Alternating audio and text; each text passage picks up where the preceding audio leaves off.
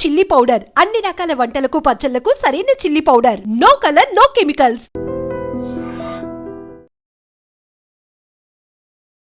నమస్తే, welcome to I Dream. మనతో పాటు ఏవో పార్టీలకు సంబంధించిన వ్యక్తి అయినప్పుడు కూడా నాకైతే పెద్ద మనిషి లెక్కనే అనిపిస్తారు. ఆయన అట్లనే చెప్పాలి అనాలిసిస్ కూడా అని నా కోరిక, యాజ్ వెల్ యాజ్ వ్యూవర్స్ కూడా అట్లనే చూడాలని కోరుతూ పరిచయం చేస్తున్నాను రాజయ్య యాదవ్ని.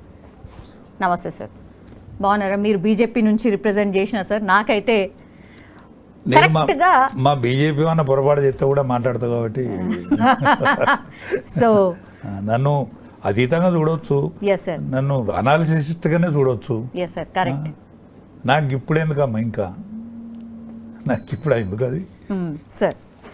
రైట్ సార్, ఫస్ట్ మొదలు పెట్టాల్సింది ఏమనుకున్నా అంటే, మీరైతే ఈ సామెతకు కరెక్ట్ మీనింగ్ చెప్తారు అనిపించింది సార్. చూసారు కదా, 3-4 రోజుల నుంచి కూడా మొత్తం రాజకీయం అంతా దాని చుట్టే తిరుగుతుంది. కంచం మంచం పొత్తు, అసలు ఈ సామెతకి ఎగ్జాక్ట్ మీనింగ్ ఏంది సార్? అసలు ఏడ వాడాలా, ఏడ వాడకూడదు ఆ సామెత అని చెప్పండి. కంచం పొత్తు మంచం పొత్తు అనేది ఒకటి ఉన్నది సామెత తెలంగాణలో. అది వివాహ సమయాలలో వాడతారు.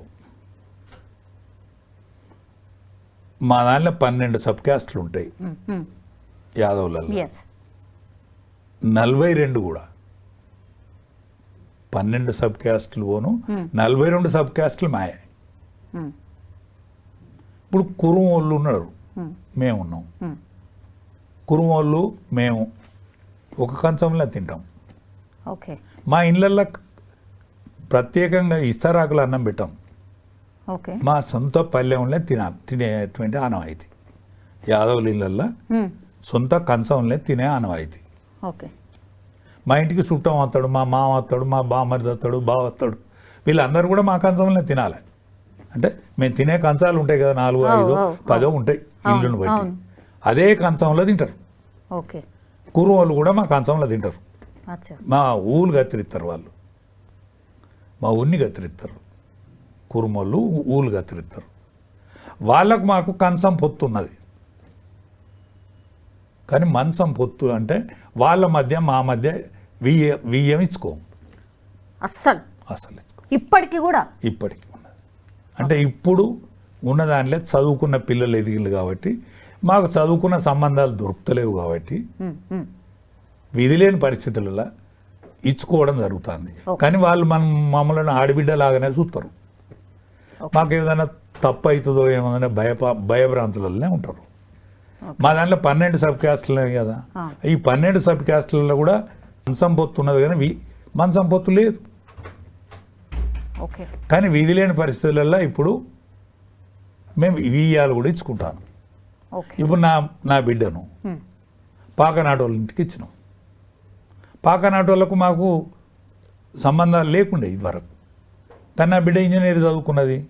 నాకు ఇంజనీర్ ఆనాడు 25 ఏళ్ళ కింద, 25 ఏళ్ళ కింద, 26 ఏళ్ళ కింద నాకు చదువుకున్నాడు ఇంజనీర్ దొరకలే. నేను పాకనాటోళ్ళ ఇంటికి ఇచ్చిన. అది సిస్టమ్. దాన్ని మనం ఎప్పుడు పడితే అప్పుడు వాడం. ప్రతిదానికి సామెతగా వాడం మనం. ఓన్లీ వియ్యం, కయ్యం ఇటువంటి కాడనే వాడతాం. కయ్యం అనేది పంచాయతీ, వియ్యం అనేది ఇచ్చిపుచ్చుకున్నాడు, కంచం అనేది అన్నం తినడు, మంచం పొత్తు అనేది వియ్యం ఇచ్చుకుంటే ఖచ్చితంగా ఆడపిల్లలను వియ్యం ఇచ్చుకుంటే వాని మంచం మీదకే పోవాలి కదా, మూవని మంచం మీద. దాని పేరు అంటారు. దాన్ని ఎక్కడ పడితే అక్కడ ఇష్టం వచ్చినట్టు, నోటికి వచ్చినట్టు చదువుకున్నామనో, లేకపోతే శాస్త్రం వస్తుందనో, లేకపోతే ఉపన్యాసంలో ఇచ్చుకున్నతను వీలు లేదు. దాన్ని పవిత్రంగా చూడాల్సిన అవసరం ఉన్నది. ఇప్పుడు అదే కదా మిస్టేక్ అయింది, ఇప్పుడు అదే కదా రచ్చ జరుగుతోంది. కరెక్టే అంటారు. ఇప్పుడు కాదు సార్, ఇప్పుడు అలా వచ్చి దాడి చేసుడు కరెక్ట్ అన్నట. ఇప్పుడు మరిగా నిరసన ఎప్పుడు కరెక్టా?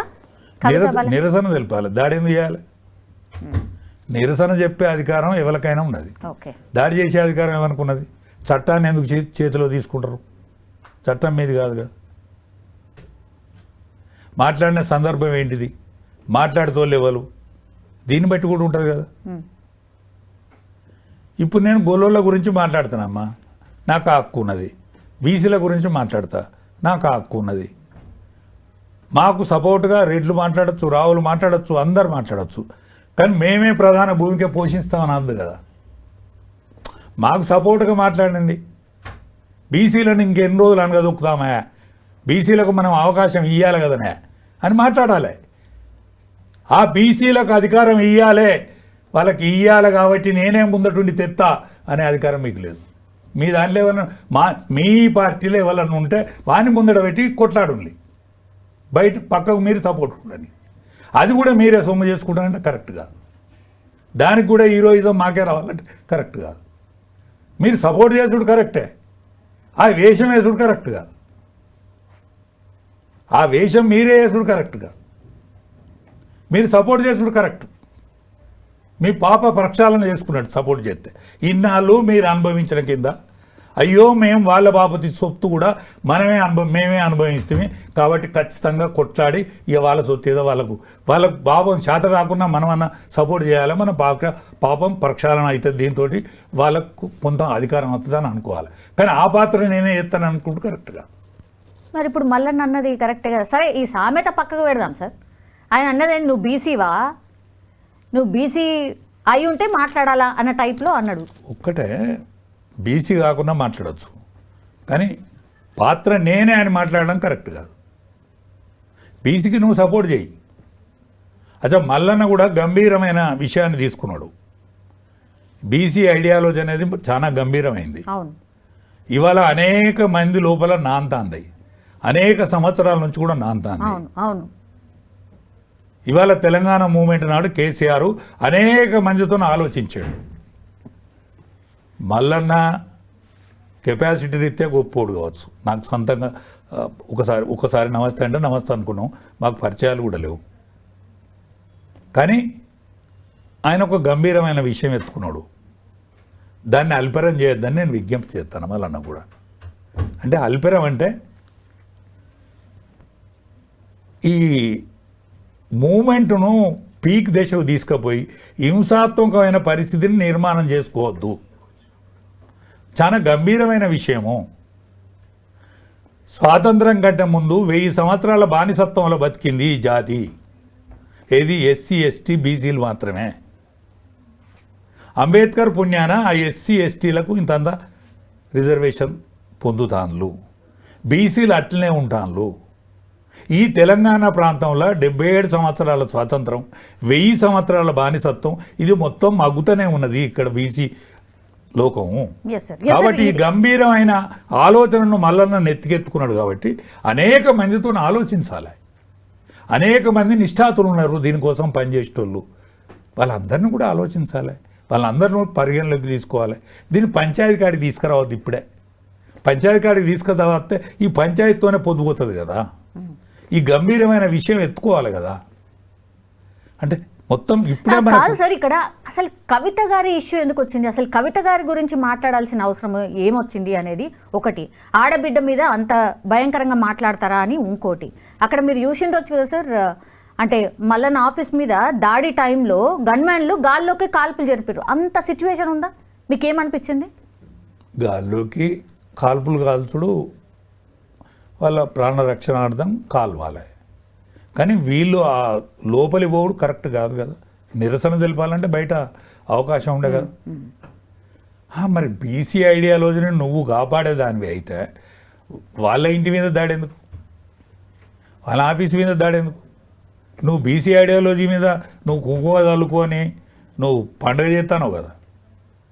పండుగ చేసేదానికి అవన్నీ ఏమైనా మాట తప్పవచ్చు. ఆ మల్లన్నది ఏమైనా మాట తప్పిందో ఏమో, కాస్త ఓపిక పట్టరాదు. ఓపిక పట్టు, ఏమవుతుంది? ఓపిక పడితే ఏమవుతుంది? వెంటనే ఆయన దాడికి పోతే దాడికి పంపితే మంచిదా? వాళ్ళు నీ వల్ల మంది వల్ల వాళ్ళు బీచ్ కాలే కదా, వాళ్ళు బీచ్ వాళ్ళే. కొట్లాడేతోళ్ళు మీ వాళ్ళు ఉండరు కదా. కొట్లాడకాడే మామూండ కొడుకులే కదా మళ్ళీ కొట్టుకునేది. కొట్టుకతోళ్ళు మేమే కదా. మీ బాడీ గార్డ్సమా లేకపోతే మీకు కూలీలమా మీ అభిమానులమా ఎవరమైనా కూడా మేమే కదా, ఈ బీసీలోం కదా. అందుకనే నువ్వు గంభీరంగా ఈ బీసీ నినాదాన్ని ఎత్తుకోదలుచుకున్నావు కదా, ఎత్తుకునే ఆమె నీకు ఓపిక ఉండాలి కదా, ఎత్తుకునే మల్లన్న ఓపిక ఉండాలి. ఇంట్లో ఈ మాట ఎవరికైనా దెబ్బ తాకుతుందా, ఎవరికైనా నొత్తుందా అని ఆలోచించాలి మల్లన్న కూడా. నువ్వు గంభీరమైన ఇష్యూని ఎత్తుకొని ముందడి పోదామని అనుకుంటాంటివి, నువ్వు గంభీరమైన విషయాన్ని తీసుకొని ముందడి పోదామని అనుకుంటాను కదా. ఒక మాట ఓర్చుకోరాదు, ఒక మాట ఓర్చుకోకుండా పంచాయతీ ఎందుకు చేస్తావు? కొట్టుకునే కాడికి ఎందుకు పోతారు? ఫైరింగ్ కాడికి ఎందుకు పోతారు? ఫైరింగ్ దానిక ఎందుకు తీసుకొస్తారు సమస్యను? ఇద్దరు చేసేది బీసీల కోసమే కదా. నువ్వు ఓసీ అయినా బీసీ కోసమే చెప్తాను, బీసీ అయినా కూడా బీసీ కోసమే చెప్తాను. సో ఇద్దరికీ ఓపిక లేదు, ఇద్దరికీ సమయం లేదు, అదే కదా మీరు అంటుంది సార్. ఎస్, కరెక్ట్ కాదు. ఈయన గంభీరమైన విషయాన్ని ఎత్తుకున్నాడు, ఈయన చాలా గంభీరంగా తీసుకుపోవాలి. తెలంగాణ అంశం కేసీఆర్ ఎత్తుకున్నాడు అంటే అంతకంటే ముందుగానే ఉన్నది తెలంగాణ ఇష్యూ. అవును, ఎవరి దగ్గర ఉన్నది, ఎవరి దగ్గర మెటీరియల్ ఉన్నది, ఎక్కడెక్కడ ఉన్నదని ఎంకులాడిండు కదా. మల్లన్న కూడా అట్లా ఎంకులాడితేంది మరి. ఒక పెద్ద సమస్యని నెత్తికెత్తుకున్నాడు. వయసోడు అంటే వయసోడు అంటే నాకు ఈర్ష్యలు ఇస్తుమా, ఆయనకు మంచి ఎంటికెళ్ళినాయని నాకు ఎంటికెళ్ళేవని ఈర్ష్య పడతలేను. కానీ చిన్న వయసులో ఒక పెద్ద సమస్యను నెత్తికెత్తుకున్నాడు కాబట్టి అనేక మందితోని ఆ బీసీ సంఘాల మీద పనిచేసేటోళ్ళను, కష్టపడ్డోళ్ళను, బాధపడేటోళ్ళను, కవులను, గాయకులను వీళ్ళందరినీ ఏరు. తెలంగాణ మూమెంట్లో కేసీఆర్ అంతకంటే ముందుగా ఏరినోడు ఏమేమైతే చేసిండో నువ్వు కూడా ఆ పని చేయి. ఓ వర్క్షాప్ పెట్టు. నువ్వే డైరెక్ట్ ఉపన్యాసం ఇయ్యక, అంటే ఉపన్యాసం ఇయ్యొద్దని అంటలేను నేను, ఉపన్యాసం ఇయ్యాలి, నువ్వు వక్తవు. కానీ ఓ వర్క్షాప్ పెట్టు. వర్క్షాప్ పెట్టి ఎవడెవడు ఇళ్ళ ఎవడెవడు తలడిస్తాడు దీనైనా వాళ్ళందరినీ పిలువు. లెఫ్ట్ ఓన్ని, రైట్ ఓన్ని, రాంగ్ ఓన్ని, మధ్యవర్తిని, కవిని, గాయకుని వీళ్ళందరినీ పిలిచి ఓ వర్క్షాప్ పెట్టు. ఫస్ట్ దాని కింది నుంచి స్టార్ట్ చేయి, మూలాల నుంచి స్టార్ట్ చేస్తే ఈ దెబ్బ తాకదు. కొంతమంది పిల్లలను లేకపోతే జమైన కాడికి పోయి నువ్వు బీసీ నినాదం ఇస్తే ఇటువంటి ఇబ్బందులు అవుతాయో ఏమో. కానీ కాకుండా చూడు, మెల్లమెల్లగా దీన్ని కన్సాలిడేట్ చేయి. ఈ గోడను బ్రహ్మాండంగా నిర్మాణం చేయి సుమా. దీన్ని పంచాయతీ కానీయకు. ఒక కంచు కోటను కట్టినట్టు కట్టు బీసీ కోటను. ఎస్, మేమందరం నీ అనుకుంటాం. నీ అనుకుంటాలా ఇంకెవడన్నా ముందడి తెత్తగా తే. సరే సరే, ఇప్పుడు పార్టీ నుంచి సస్పెండ్ చేసేసారు తనని, కాంగ్రెస్ పార్టీలో లేడు. ఆయన కొత్త పార్టీ పెట్టబోతున్నా అని కూడా అనౌన్స్ చేసిండు, ఎన్నో ఆఫీస్ కూడా ఓపెన్ చేసేసిండు సార్. కొత్త పార్టీ పెడితే మీరన్నట్టుగా గ్రౌండ్ లెవెల్ నుంచి ఆయన చేస్తే నిజంగా బీసీలు అందరూ కూడా మీరన్నట్టుగా అందరూ ఆయన వెనకాల పోతారా? అంగీకరించేటట్టు చేస్తే వెనకాల పోతారు. అంగీకరించేటట్టు అంటే అనేక మందికి రుచించాలి కదా ఇది. ఇప్పుడు మల్లన్న కాంగ్రెస్ పార్టీలు ఉన్నాడు, కాంగ్రెస్ పార్టీకి ఆయన రాజీనామా చేయలేదు కదా. కాంగ్రెస్ పార్టీకి ఆయన రాజీనామా చేయలే, కాంగ్రెస్ పార్టీ నుంచి ఆయన తీసేసారు. అవును, కాంగ్రెస్ పార్టీకి రాజీనామా చేసి ఎస్ నాకు కలకలంటుంది కాంగ్రెస్ పార్టీ, నన్ను ఇబ్బంది పెడుతుంది, నన్ను ముందడి పోనిత్తలేదు ఇది, కాబట్టి నేను కాంగ్రెస్ పార్టీకి రాజీనామా చేస్తానా, చేసి ఈ బీసీ ఉద్యమాన్ని ఎత్తుకుంటానా. ఇప్పుడు శాసన మండలి సభ్యుడు, ఆయనతో ఆయన పోగొట్టుకోవద్దు దాన్ని. అవును, అది ఉంది కాబట్టే దాని వెయిటేజ్ ఉంటుంది, వెయిటేజ్ ఉన్నది. ఇప్పుడు ఆ గన్మెన్స్ ఉన్నారు కాబట్టి నీ మీదకి ఎవడన్నా దాడి చేసిందంటే కాల్పు కాల్చుతుంది ముందర. ఈ ఇంత కూడా ఈ జాగ పోగొట్టుకోవద్దు. కానీ దీనికి అతీతమైన నిర్మాణం చేయాలి. అన్ని పార్టీలను ఆయా పార్టీలలో ఉన్నోళ్ళు ప్రశ్నించే తీరుగా నీ ప్రశ్నావళి ఉండాలి. నువ్వు పార్టీ పెట్టు, నువ్వు పార్టీ పెట్టక ముందు అన్ని పార్టీలను ఇవాళ అందరూ ఈడ బీసీ నినాదం ఏదో బయలుదేరింది అంటే మల్లన్న తీసిన నినాదమే కాచుమా. బీసీలలో అనేక సంవత్సరాల నుంచి అణచివేతకు గురైనటువంటి బీసీలలో అనగారిన కేకే ఇవాళ బీసీ నినాదం. అది మల్లన్న కేక అని అనుకుంటే తప్పేం లేదు, కానీ నా కేక్ అని మల్లన్న అనుకోవద్దు. మీకేమనిపించింది సార్? మీకేమనిపించింది? మీ అనాలిసిస్ ఏంది? అన్ని పార్టీలల్లో సమర్థించని పరిస్థితి నిర్మాణం అవుతుంది కాబట్టి అగ్రవర్ణాల కన్ను దీని మీద పడ్డది. అనేక సంవత్సరాలు ఇక్కడ పాలకులుగా ఉన్నటువంటి పాలకులు అరే ఇది ఎటో పోయేటట్టున్న సుమా, మన చేతులకు తీసుకుందామా, అసలు దీన్ని నాశనం చేస్తామనేటువంటి ఆలోచన బయలుదేరింది. కాబట్టి దీన్ని చాలా గంభీరంగా అన్ని పార్టీలలో ఉన్నటువంటి బీసీ నాయకులను సంప్రదించి మళ్ళీ దీనికి ముందడికి తీసుకుపోతాడా, ఆయనతోటి అవుతుందా, ఇంకెవరితో అవుతుందా, అట్లా ఆలోచించాలి. ఇది చాలా గంభీరమైంది. ఇవాళ బీసీ నినాదం అనేది మసిలేని నినాదం, అనేక సంవత్సరాల నుంచి ప్రజలను నానుతున్న నినాదం. 77 సంవత్సరాల స్వాతంత్రంలో ఇప్పటి వరకు బీసీ అనే తోడు ప్రధానమంత్రి కాలేదు. బీసీది పూర్తిగా మనం ఒకసారి ఫుల్ ఫ్లెడ్జ్గా డిస్కషన్ చేద్దాం సార్. మనం ఇప్పుడు ఉన్నది ఈ సామెతల అంశం కాబట్టి ఇంకో వర్షన్ ఏమి వినిపిస్తుందంటే, ఇప్పుడు కవిత గారు తను కూడా త్వరలోనే సస్పెండ్ కాబోతోంది. తను కాంగ్రెస్ పార్టీలోకి పోతుంది, మొత్తం అయిపోయింది, హై లెవెల్లో కూడా ఆమెకు ఓకే చెప్పిండ్రు, జస్ట్ ఊ అనుడే తర్వాయి ఆమె కాంగ్రెస్ పార్టీలోకి పోతుంది అనేది ఒక పెద్ద చర్చ. మొన్న కూడా మంత్రివర్గ విస్తరణలో భాగంగా 4వ పేరు కవిత గారిది ఉండే కానీ లాస్ట్ మూమెంట్లో ఎందుకో ఆగింది అనేది కూడా ఇంకో వర్షన్ సార్. ఇది కరెక్ట్ అంటారా? ఏదో గాలికి వచ్చిన వార్తనా లేకపోతే లీకా, ఏమనుకోవాలా? ఒక్కటే కవిత గురించి మనం ఇంతసేపు ఎందుకు మాట్లాడుకుంటాను అంటే సార్ మొన్న కూడా అట్లనే అన్నారు సార్. కేసీఆర్ కూతురు కాబట్టే మాట్లాడుకుంటాను. కేసీఆర్ కూతురు కాబట్టే కవితకి ఈ వాయిస్ను వచ్చింది. ఏది ఈ హైప్ వచ్చింది అనుకోండి, లేకపోతే గుర్తింపు అనుకోండి, ఇప్పుడు ఏదైనా ఇవాళ కవితకి ఏమైనా వచ్చిందంటే కేసీఆర్ కూతురు కాబట్టి వచ్చింది. అలా నేను కూడా పార్లమెంట్ మెంబర్ని అయితేనే విజయశాంతి వస్తే నాకంటే విజయశాంతి మెరుగని నేనే చెప్పిన కేసీఆర్ గారికి. కేసీఆర్ గారు అన్నా నీకు మీదకు టికెట్ ఇస్తా అంటే అన్న మళ్ళొక చర్చ జరుగుతుంది, హరీష్ ఇది పట్టుకొచ్చిండు, విజయశాంతి కరెక్టా, మీరైతేనే కరెక్ట్ అని నాకు అనిపిస్తుంది అంటే నాకంటే విజయశాంతి మెరుగు అని నేను చెప్పిన. ఎందుకంటే ఆమె ఒక సినిమా యాక్టరు, ఆమె ఆంధ్రదా తెలంగాణదా మనకు అక్కర్లేదు, ఆమె తల్లి తెలంగాణ పార్టీ అనేది ఒకటి పెట్టుకున్నది, ఆమె రాములమ్మ వేషం ఎత్తే మన పిల్లలందరూ ఈల కొడతాను, ఆమె నిజమైన రాములమ్మే అనుకుంటాను, ఆమె తుపాకీ పట్టుకుంటే నిజమైన తుపాకీ అనుకుంటాను, ఆమె కాల్తే మంది చస్తానులా వాటికైనా సచిన యాక్షన్ అవుతుందా కానీ అట్ట అనుకుంటాను. ఆ హీరోయిజం ప్రజలలో ఉన్నది. ఆ హీరోయిజాన్ని వాడుకొని మనం ఒక పార్లమెంటు మెంబరు గెలిస్తే మంచిది కదా అని నేను ఆయనకు సూచన చేశాను. అంటే నేను ఆమె కంటే సీనియర్ ముందుగాల వెళ్తున్నా కదా పార్లమెంట్కు. అంటే బీసీ బిడ్డ కాబట్టి త్యాగం చేసిరా సార్? మీ టికెట్ ఎందుకు త్యాగం చేసిరు? నేను పార్టీకి కట్టుబడి ఉండే వ్యక్తిగా పార్టీకి ఏదైతే లాభం జరుగుతుంది, ఉద్యమానికి ఏదైతే లాభం జరుగుతుంది అని ఆనాడు ఆలోచించేటువంటి మనస్తత్వం నిజాయితీ ఉన్నది కాబట్టి నేను అట్లా ఆలోచించిన. బీసీ అనే కాదా? బీసోనికి ఒక ఓపిక ఉంటుంది, బీసోనికి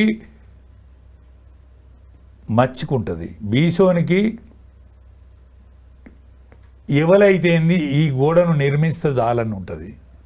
మిగతా వాళ్ళకు గోడ ఎవడు పెట్టినా మంచిదే కానీ ఆ గోడ మీద మేమే కూర్చోవాలనేటువంటి ఆలోచన ఉంటుంది. వీడేం చెడిపోడు, వాడేం బతికిపోడు. ఈ ఆలోచన మొదటి నుంచి వచ్చిన ఈ కమ్యూనిటీలల్లో ఈ కులాలల్లో వచ్చిన ఆలోచన కాబట్టి అట్లా అయింది.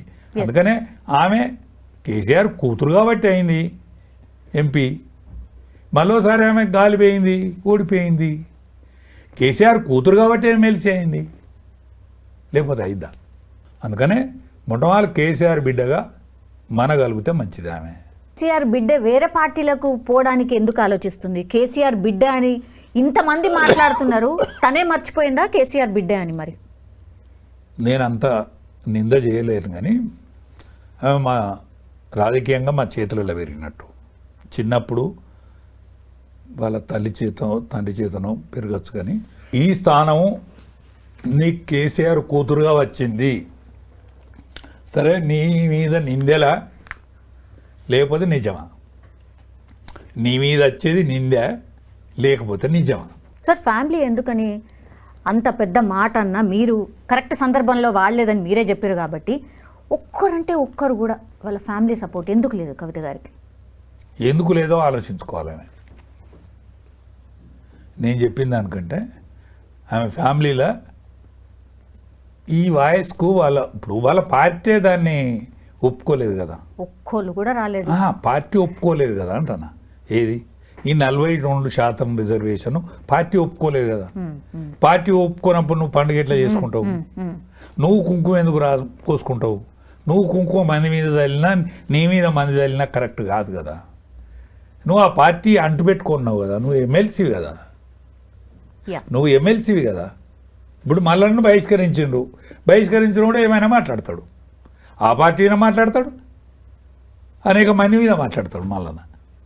నువ్వు ఇప్పుడు మల్లన్నతోని పోలిక కత్తానం అంటేనే నీ పని అయిపోయినట్టు. Alright sir, thank you. ఈ విషయం గురించి మంచిగా ఎవరికి అర్థం కావాలో వాళ్ళకి అర్థమై ఉంటుంది. Thank you sir, thank you so much. నిజంగా ప్రస్తుతం ఉన్నటువంటి సమాజం దేనికి ప్రయారిటీ ఇస్తుంది? ఆర్థిక సంబంధాల చుట్టూ మాత్రమే తిరుగుతోంది. మళ్ళీ ఎన్నికలంగానే చాలా విరక్తి కలుగుతున్నాం. మంచి అనిపిస్తుంది కదా, లేడీస్ కూడా ఛాలెంజింగ్ జాబ్స్ చేసినప్పుడు చాలా బాగుంటది. ట్రాఫిక్ అసిస్టెంట్స్ గా నియమించిన ట్రాన్స్జెండర్స్ అందరితో సాల్యూట్ చేయించుకుంటున్నారు. ఫుడ్ డెలివరీ ఇవ్వటానికి వెళ్ళినటువంటి డెలివరీ బాయ్ అనిల్ పై కళ్ళ ముందు